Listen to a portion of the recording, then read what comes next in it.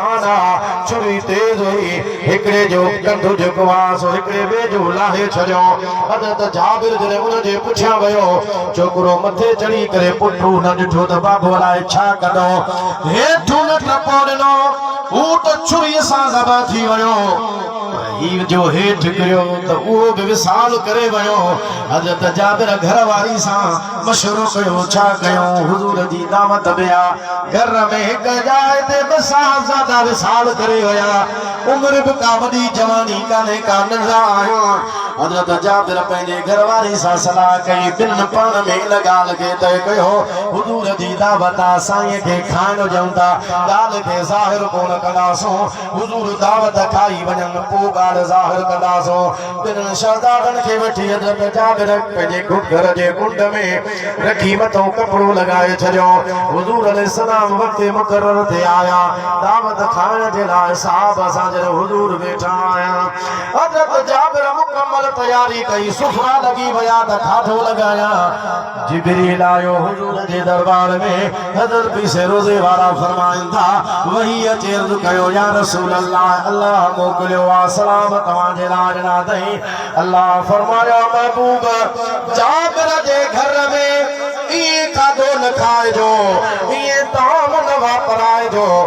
दावत ये न खाए जो पहिरियां जाबिर खे चओ पुट वठी आ तमाम मोहम्मद सां गॾु खाइनि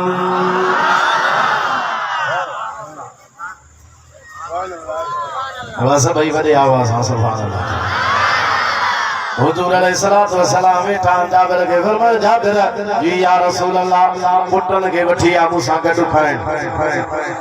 हाने सी छा हज़रत जाबिर अर्ज़ करे हज़रत जाबिर घर खां ॿाहिरि निकितो दर ते भी सोचे हाणे हुजूर खे कहिड़ो जवाब ॾियां हेॾे होॾे निहारे वापसि आयो या रसूल अल्लाह नंढा ख़बर न आहे अलाए काॾे निकिरी विया न रांद रूंद ते नज़र ई कोन था अचनि नबी करीम अलैहिस्सलाम फरमायो जाबिर ये काम कोन खाइबो छो त अल्लाह जो हुक्म अल्लाह फरमायो त महबूब ऐसी ताई ताम नाए खाणो दावत जाबिर जी कान खाई भी जेसी ताई उन जा पुट पाण सां गॾु शरीक न कयो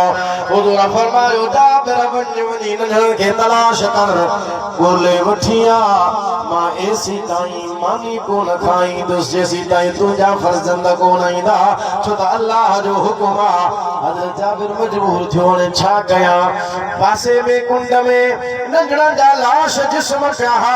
कपड़ो उन्हनि जे मथां खणी लाथई अर्ज़ कई या रसूल अल्लाह मुंहिंजे दिलि जो हाल ही आहे मां बकर खे शिले खे ज़िबा कयो हिकिड़े ॿिए जे मथां काती हलाई ईअं शहीद थी वियो ॿिए वरी टप में मथे वञी हेठि टपो ॾिनो उहो बि विसाल करे वियो ॻाल्हि मां त लिकाइण पे चाही त महबूब दावत खाई वञे दावत में रुखनो न पवे पोइ मां हुजूर खे अर्ज़ कंदुसि हुजूर फरमायो जाबिर अल्लाह तॾहिं त फरमायो दावत तूं असांजी कई ऐं तुंहिंजे घर में इहो मसइलो थिए छो त जिथे आमिना जो लाल ईंदो आहे उते ग़मी कान हूंदी आहे उते ख़ुशी ख़ुशी हूंदी आहे अब मुर्शिद घर हली अचे चओ सुभान अल्लाह बोले आवाज़ सां चओ सुभान अल्लाह शुक्र थियो अल्हम्दुलिल्लाह यार घर आयो मुझे माधी शाह वट किसे तख्त वारा तशरीफ वठी आया तो मदा ठाई ते तो शुक्र थियो अल्हम्दुलिल्लाह यार घर आयो मुझे यार घर आयो मुझे दिलदार घर आयो मुझे शुक्र थियो अल्हम्दुलिल्लाह यार घर आयो मुझे मुर्शिद घर में दुआ मुरीद खे खुशी थींदी आहे कदम लॻाईंदो आहे हर पासे ने आबादियूं थी वेंदियूं अॼु तव्हां थरनि में निहारियो बरनि में निहारियो ॿी साईं बादशाह पोइ साल में सफ़र फरमायो जिथे कदम रखियऊं उते आबादियूं थी वियूं मींहं न वसंदा वसी पिया आबादियूं कोन थींदियूं अॼु थर माशा अल्लाह ख़ुशहाल लॻो पियो आहे इन जे करे जो मुर्शिद जा कदम मुबारक लॻा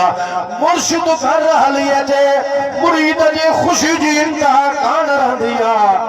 पर जे करे आमना जो लाल पाण के जे घर में अचे जेको मुर्शिदन जो मुर्शिदा सभिनी जो इमाम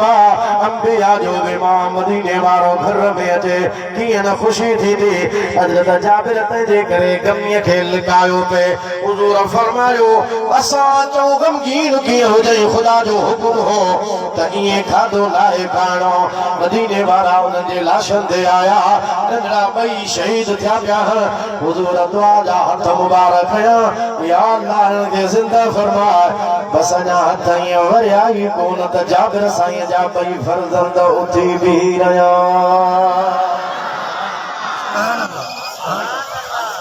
पूरे आवाज़ सां सुभान अल्लाह चओ, ज़ोर सां चओ सुभान अल्लाह। अब हज़रत ईसा मुर्दन के जिंदा करे सके तो असांजो नबी तो हज़रत ईसा जो भी इमाम आ। चओ सुभान अल्लाह। पूरे आवाज़ सां खुली करे सुभान अल्लाह चओ। मुल्क कौनैन में अंबिया ताजदार, मुल्क कौनैन में अंबिया ताजदार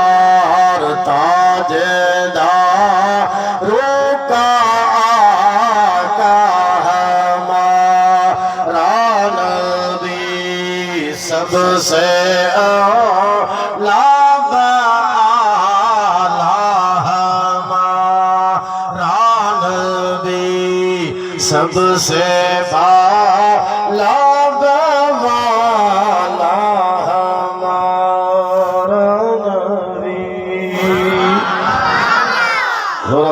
सुभान अल्लाह चो।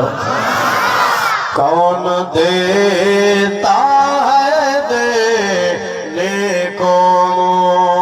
चाहिए देने वाला है सच्चा हमारा नबी। ॿई फर्ज़ंद ज़िंदा थिया साईं उन्हनि खे पाण सां गॾु खाधो खारायो। यादव साहबा जी बैत इरादत जो 50 फर्ज़ंद कुर्बान थी विया। पैदा हुज़ूर जी दावत आहे त फर्ज़ंदनि जी ॻाल्हि साम्हूं न आहे सिर्फ़ तवज्जो रसूलुल्लाह जे दावत में आहे। नबी करीम अलैहिस्सलातु वस्सलाम जा आशिक़ हज़रत मुअज़ इहो कयो तबूक वारी लड़ाई में जॾहिं अहिड़ो माहौल हो हुज़ूर फरमायो हलो त सहाबा गर्मीअ खे न ॾिठो सहाबा फसल पकल खे बि कोन ॾिठो लबैक थी करे हुज़ूर जे पुठियां लॻी पिया। नबी करीम अलैहिस्सलाम जे दरबार में ओ यो अब्दुल्लाह ज़ुल्फ़जातिन सहाबी आयो अर्ज़ु के या रसूल अल्लाह